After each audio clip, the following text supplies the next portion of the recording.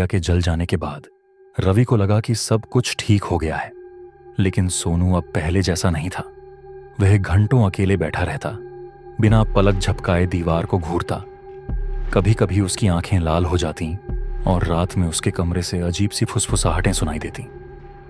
एक रात रवि ने देखा कि सोनू आईने के सामने खड़ा था और उसके होंठ बिना हिले किसी से बात कर रहे थे। रवि डर से कांप उठा और धीरे से पूछा, सोनू, तुम किससे बात कर रहे हो? सोनू धीरे से मुड़ा। उसकी आंखें चमक रही थीं। उसने मुंह खोला और एक अजीब सी आवाज में कहा, गुड़िया कभी नहीं मरती, अब यह मैं हूं। रवि घबराकर भागते हुए फिर से उस बूढ़े दुकानदार के पास पहुंचा, लेकिन इस बार दुकान बंद। वह बूढ़ा वहीं खड़ा था, लेकिन उसकी आंखों में डर था। मैंने कहा था ना, वह श्रापित थी। बूढ़े ने गहरी सांस लेते हुए कहा, अब वह सोनू के शरीर में आ चुकी है। उसे बचाने का सिर्फ एक ही तरीका है, गुड़िया की आत्मा को उसके असली रूप में वापस बुलाना। कैसे? बूढ़े ने एक पुरानी किताब निकाली और बोला, यह तंत्र मंत्र आसान नहीं है, लेकिन तुम्हें उस गुड़िया को वापस बुलाना होगा और उसकी आत्मा को मुक्त करना होगा, वरना सोनू हमेशा के लिए खो जाएगा। खेल रवि ने घर लौटकर किताब के अनुसार विधि शुरू की।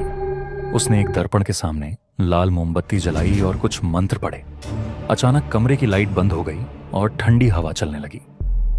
आईने में सोनू का अक्स धीरे धीरे बदलने लगा। अब वहां सोनू नहीं, बल्कि वही डरावनी गुड़िया खड़ी थी। उसने जोर से हंसते हुए कहा, अब मैं वापस आ चुकी हूं। रवि ने हिम्मत जुटाकर मंत्र जारी रखा। जैसे जैसे वह पढ़ता गया, गुड़िया चीखने लगी। अचानक सोनू जमीन पर गिर पड़ा और गुड़िया की परछाई आईने में कैद हो गई। आईना जोर से छटक कर टूट गया और कमरे में फिर से शांति छा गई। सोनू बेहोश था, लेकिन जब वह उठा तो उसकी आंखें अब सामान्य थीं। सब कुछ सामान्य लगने लगा। लेकिन अगले दिन जब रवि सोनू के कमरे में गया तो उसने एक पुरानी जली हुई गुड़िया को फिर से देखा। उसकी आंखों में हल्की सी लाल चमक थी। क्या वह वापस आ गई थी, या यह सिर्फ एक भ्रम था, समाप्त, या फिर नहीं?